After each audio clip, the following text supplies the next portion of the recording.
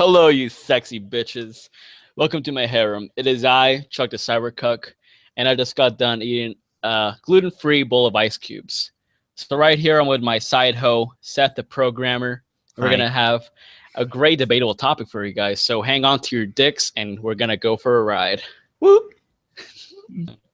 So we're making this video because a lot of people from other fandoms, mainly Superman fans, don't understand what area of effect is and what it means to suppress your ki. They don't understand why, Goku and Vegeta, they don't blow up planets whenever they use their full power attacks and why they're only making craters in the ground. So we're going to be going into detail about that. It kind of disappoints me that I have to do this video, when bigger YouTubers with like 130 subscribers, not trying to throw any shade or nothing, but they don't know why Trunks' final flash in Dragon Ball Super didn't destroy the planet when he shot it as Zamasu. They're like, why didn't that destroy the planet? Well, today we're going to be answering those questions. So yeah, enjoy. Best examples for ki control, like through physical attacks, is in the Namek saga. For example, we know that Raccoon fought against Vegeta that got a Zenkai after getting the shit beaten out of him on Earth. And we know that Vegeta in the Saiyan saga was already confirmed and stated to be a planet buster. I mean, he was shown in the anime, not canon, sure. But I mean, in the manga, it also states that he can blow up the planet against Goku. And in the Daizenshu also states that, yeah. So, I mean, a much stronger Vegeta fires his attack at Raccoon. Doesn't do shit. All it does is like destroy his armor and there's like just a little bit of blood on him, but he's he tanked it basically. And Goku fucking elbows him, one-shots him, right? I mean, and he was still like, yeah, he was still powering up afterward. And then Goku just elbowed him and just completely shit on him. And even so, he like two-shotted Birder, who was basically around the same power as him. And both of them are stronger than Saiyan Saga Vegeta or Saiyan Saga Goku, who were already planet busters. And as we know, durability equals basically destructive capability. Basically, the force you can exert is the same force that you can take. That makes any sense. This is shown when Goku's training and he can blast himself with Kamehameha waves that have the force to kill people with planetary durability, and he just tanks them with his arms wide out. That proves that his attack potency is equal to his durability. And another example is when Goku fights against Frieza. Goku's able to hurt Frieza with his kicks and punches when Vegeta's attacks were just casually kicked away by Frieza. And then we can move on. Once Goku turns to a Super Saiyan, he just like literally fucking haymakers Frieza's attack, and like it was shown to destroy a planet. Before someone says, "It's anime filler, you fucking idiot." It was in Dragon Ball Z Kai, which we know is canon to Super because we see it in flashbacks. So I don't want to see any of that shit, okay? Stop with the fucking anime non-canon filler, right? Because it's getting ridiculous now. Even before Dragon Ball Kai, like even then, Toriyama was like, "Yo, the anime is Dragon Ball. Like the Dragon Ball and the manga are one and the same." Like, so even then, and we can even post it in the description below so you guys can see that he said that. Because come on, man. And what was it? And Dragon Ball Kai is like literally canon now because it's in Dragon Ball Super and it's supposed to follow the manga and the original intentions of the author. So it is canon, and that's in Dragon Ball Kai. So basically, what we're trying to get across here is that Goku, when he haymakered Frieza's attack, Frieza has been confirmed to be a planet buster in numerous forms of what would you call it? The franchise, like guides, the anime, even the manga, the specials. The specials, everything shows he's a planet buster. Okay, so he literally punched this attack that could destroy a planet into deep space, and it destroyed another planet. This literally proves that Goku's haymaker has more striking power than a planet-destroying attack. So what we're trying to get across here is that they have many feats that put them above planetary. There's like planetary level attacks where like Frieza in his mecha form, he confronts Super Saiyan Trunks, and like Frieza starts to get really, really triggered at Trunks. He's like, fuck this planet. I'm going to just shoot it up, right? And he throws his supernova at Trunks, and King Cold's like, dude, you're going to blow up the planet. We need to get the fuck out of here. And Trunks literally catches a planet busting attack with one hand. No difficulty, and it doesn't even make a crater in the ground, even though it's going to destroy the entire planet, because Trunks is able to suppress and capture all of that energy with just one hand and actually deflect it. I think even Frieza detonated that same attack, didn't he? Yeah, he detonated and then like left a crater afterwards. It just left a little crater, even though it was going to destroy the entire planet. Clearly, it's area of effect. But clearly, it's only crater level. Frieza's only wall level, people. Saitama solos. All right.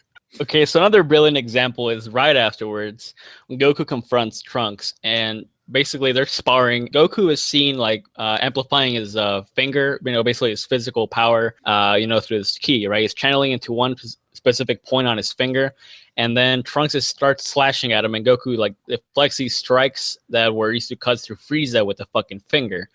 Now, someone will say, I mean, how's that planet level? Well, here's the thing. Frieza, while severely weakened, like after getting Bukaked by Goku's Kamehameha, after getting cut in half, and after basically having been drained of his ki, because he used the last ki that he had to attack Goku like a fucking idiot. And then on top of that, he survived the planet exploding on him, and he was still alive, right? A much stronger Frieza, Mecha Frieza, came to Earth. Trunks fucked him up, and then he used that sword to basically try to spar against Goku, and he deflected all that shit. And Trunks even said that he wasn't going to hold back. So if Goku can deflect these planet-level attacks with his finger, then he can definitely destroy planets and tank planet-destroying attacks. Frieza even states to Goku that whether it's him that kills him or the explosion, or even if it doesn't kill him, then the vacuum of space will kill him, as Seth basically mentioned in his past video of, can Goku and Vegeta survive like a planet exploding on them? Same point. I'd like to bring up another point with that Trunks thing. So to also prove that he's above planetary durability, so we know that Goku can haymaker his attacks that can enter deep space and like blow up other planets.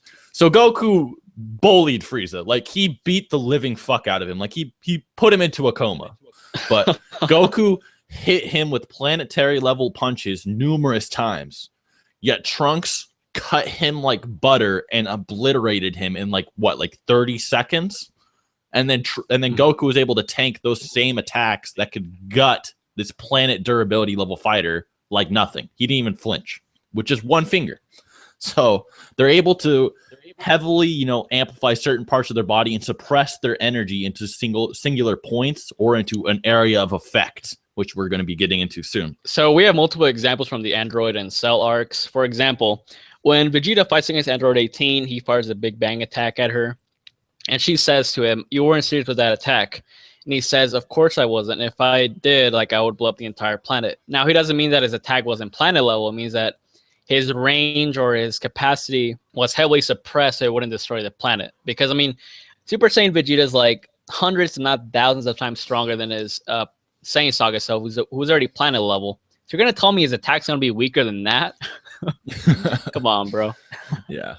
So what Vegeta is trying to say is that by suppressing his power so it doesn't blow up the planet, is that the attack is still kind of the same strength. He's just not going balls out with it. Like he's suppressing the radius of the attack so it only hurts Android 18 and not the surrounding areas, if that makes sense. So me and Chuck here, we've proven that even casually that all the characters in Dragon Ball Z are easily planet level. Right, that's what we were doing with all those scans. Yep. Yeah, basic levels are planetary. That's what we've established. It's very clear. And now we're going to explain why do some of their attacks at even full power? Why did Majin Vegeta's attack only make a fucking crater, like a nuclear bomb level crater? Why did that happen? Goku's fighting Beerus, the purple cat bitch. He's always lying about his power because he's a woman. He's fighting against Goku, and they're basically punching each other, right? And this is resonating across the entire macroverse. And if you guys didn't know, the Dragon Ball Z universe is actually a bunch of universes into one, because there's a living universe, there's a Kaioshin realm, demon realm, heaven, and hell, right? And many of these are universe-sized. That's stated by the Daizenshu, and we even have a reference to the map, drawn by Akira Toriyama. So, if their punches are doing this, just with punches, casually, then logically their key attacks, 50%. Their key attacks would be a lot more potent. Not to mention that Goku was suppressed at the time still. He was still gaining more power as the fight went on. Beerus was exerting some power. We don't know how much percentage he was using, but he was definitely using a little bit more as the fight went on. And he was still suppressed the entire time because he's a fucking asshole. But basically, Goku was matching blow for blow with Beerus, right? He was basically trying to match his punch at the same time, being in an alignment so it wouldn't cause any collateral damage. So even while suppressing themselves, they still caused stars and planets to be destroyed from that, right? I'd like to bring something up. Yeah. So One of the reasons that the universal shockwaves even happened is because the god form was just so massive of an increase that he had no idea how to control it. Like when he first started fighting Beerus, like even just by dashing at him, he started stumbling around because he had no idea he was going to be that fast. So he started stumbling around because he didn't know how to control himself. So one of the reasons that there was such like a big universal impact and all these planets were getting destroyed from their fight, as in comparison to like one of their normal fights where nothing happens, even Goku versus Hit, where like only a few tiles on their arena got destroyed, let alone a planet or something. But the reason so many planets and stars were destroyed is because he had no idea how exponentially stronger he actually got, and he had no idea how to suppress it.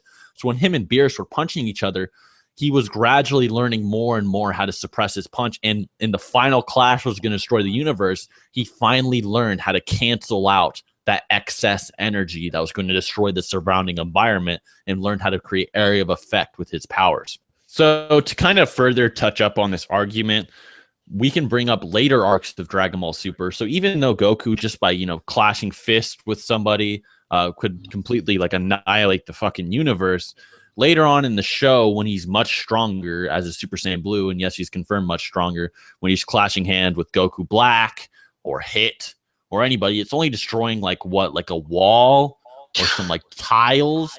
Like, bro, I think I could even destroy one of those tiles if I had like an adrenaline rush and I fucking like try to curb stomp a tile. I bet I could even put a crack in that thing. So it's like they're only cracking tiles with this universal level power. And at this point, it's just very clear that they suppress their energy into an area of effect. And that's what the entire series is. That's why when Trunks, unleashed his full power attack at Zamasu, it only destroyed like a building. Okay. It's area of effect. That's what they do. They don't want to do collateral on on the planet unless they're completely fucking pissed off, like Frieza, when Frieza like crushed Earth in his hand. That was him going balls out to destroy collateral. Or Boo, when Boo like threw a ki blast at Earth, he just didn't give a fuck. A casual ki blast that Goku and Vegeta spam at each other constantly was able to counter this planet level attack. That's a perfect example of what area of effective is. Even like one of the little ki blasts that they just shoot at each other, all the time. They shoot like a damn machine gun. Just one of those almost blew up the planet. So that's perfect. That's one of those could solo Naruto or Bleach. Like literally, yeah, like one of those little machine gun blasts could dead ass solo a verse. And people just don't understand this. It's just they just don't want to cause collateral on the planet, and that's what area of effect is. So. But Seth, like this YouTuber that's bigger than you, he's right. He has more subs than you. This guy, he has 130,000 subs, and he says he doesn't even understand. How can you possibly understand? And now, before somebody claims that area of effect is only in Dragon Ball and we made this fucking term up, this is also in comics, right? A very good example is Thanos, He's been shown to survive attacks against Odin, who could destroy galaxies. He even when he was like dead and his body was floating around in space and Galactus destroyed a galaxy, Thanos' body still survived that. Like for example, Silver Surfer, he could destroy stars, he could survive a solar system being blown up on him, and yet there's still area of effect. For example, Galactus literally just blasted Thanos and he fucking made him beg for his life, and there was a little fucking crater on there, literally a little crater. It looked like he got hit by a tank shell. Yeah. Okay, Silver Surfer blasted at Thanos, and it like probably scorched like his chair that he was sitting in. They're gonna tell me that someone that can destroy stars and solar systems or can survive a galaxy being destroyed on them is gonna get owned by a little crater attack? Come on, man. Like even with Superman, like for example, when he says he's not holding back any shattered moons and stars, which he's shown, but when he's fighting, like, let's say somebody else and he's not trying to destroy the planet, he's trying to protect it, he's not destroying the fucking planet. He doesn't want to do that. He wants to save the citizens and whatnot. He's going to hold back on his collateral damage, effect on with his attacks, right? But on the actual people he's fighting against, he's going to exert that power on them, not on the surrounding like objects or people, right? If that makes any sense. Unless you think that Thanos is fucking crater level, which you gotta chill out, man. Okay, I will admit that area of effect is shown in Dragon Ball a lot more than it is in comics, But this is mainly because they're such like spiritual oriented fighters, and they just have like complete mastery over their abilities. Like they have complete mastery. Goku can casually suppress himself to be like human level within like a second. Like he can go from like human level to full power in like an instant. But it's like that's just because they have control over their abilities and they don't want to do collateral damage on someone other than who they're trying to beat the fuck up. And whether it be, you know, Superman, you know, whatever comic you're reading, Naruto, whatever anime you're watching, they all do it. There's always an effect. There's always area of effect somewhere in your damn story. It's not just Dragon Ball. It's any damn series. So you cannot use this argument to downplay Dragon Ball whatsoever. Like when Trunks came to Earth, like the soldiers said that his power level was like a 5, right? Even though he fucking chopped them all up and he shit on Frieza, right? Yep. When Goku first met up Tarbell was like, holy shit, you're like really weak, right? And then Goku suddenly raises his power up to, you know, like what his power actually is instead of suppressing himself. Yep. So, and even in the Namek Saga, they're always like lowering their power level so the enemies think that they're a lot weaker than they actually are because of the scouter readings. They're like, oh, his power level is like 1,000. He's fucking fodder, right? But, you know, they suddenly shit on them because they can raise their power up. So it's just masterful key control. And they just know how to condense their powers within a set radius. If you want an example of what it's like for when a Dragon Ball character just goes balls out and just doesn't give a fuck, look at Beerus versus Champa. That is two people going balls out and not giving a fuck, right? Even when he fought Goku, he almost obliterated the universe, right? Casually. But when he fought Champa, he was destroying planets just by casually punching them. The same punches that Goku was taking in their fights all the time, right? Although I'm sure he used a lot more versus Champa, but still. He was casually just obliterating planets. And actually, they were just going to just destroy the universe like nothing, right? I think they both put Vado's like... Yeah, they're like, they put energy balls above their head. And they're like, okay, that's going to destroy both our universes. You need to chill the fuck out, right? That's what it's like when a fighter doesn't use area of effect. Is Beerus when he's fucking just going balls out and having a great time. That's a perfect example. Not Goku. Goku doesn't want to do that shit. Goku doesn't want to destroy innocent lives and shit like Beerus does. All right, so or Superman. Anyways, other than that, that's hope you learned something. Goku can suppress his ki, you know, and in his area of effects. That should be common knowledge, but bigger YouTubers just won't tell you this kind of shit, I guess. Oh my fucking god, Super Saiyan 3 Trunks confirmed. That's all they're gonna talk about. Final Flash is only wall level.